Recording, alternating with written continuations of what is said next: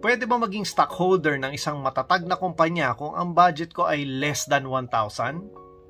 Welcome sa Save and Invest Habit Program kung saan nagsasanay tayo para maging kaugalian ang pag-save at invest.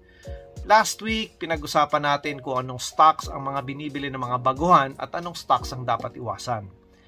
Ngayong week 56, bibigyan ko kayo ng 5 matatag na kumpanya o blue chip companies na pwede kayong maging stockholder sa halagang hindi lalagpas ng 1,000 pesos. Number 1, D&L Industries. Ang presyo per share ngayon ay nasa 6.76. Ang minimum number of shares na kailangan bilhin ay 100. Kaya nasa mga 600-700 pesos ang kailangan para maging shareholder o stockholder ng D&L Industries. Pangalawa, Figaro Coffee Group. Ang presyo niyan ngayon nasa 0.64. So less than 1 peso. No? Pero ang minimum number of shares na kailangan bilhin dyan ay 1,000. So, ibig sabihin, ang magiging initial investment dyan is nasa around 640 pesos.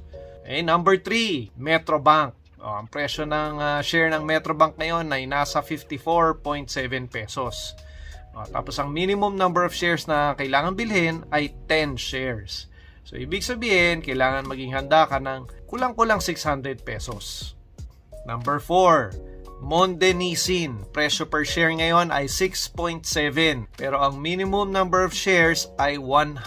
Kaya ang kalalabasan niyan, kailangan mo ng mga kulang-kulang 700. Okay, at ang panglima, Robinsons Retail Holdings Incorporated. Presyo per share ay 50.15 sa ngayon. Tapos ang minimum number of shares ay 10 shares. So ibig sabihin, lagpas 500 ang kailangan para maging stockholder or shareholder ng Robinsons Retail Holdings. Kung kailangan mo ng mga dagdag na kaalaman sa mga kumpanyang ito, bisitahin lang ang link, pse.com.ph. Ito kung muli si DJ LJ nagpapaalala, magtabi para sa savings at bumili ng investments. Dahil present ka ngayon, comment G.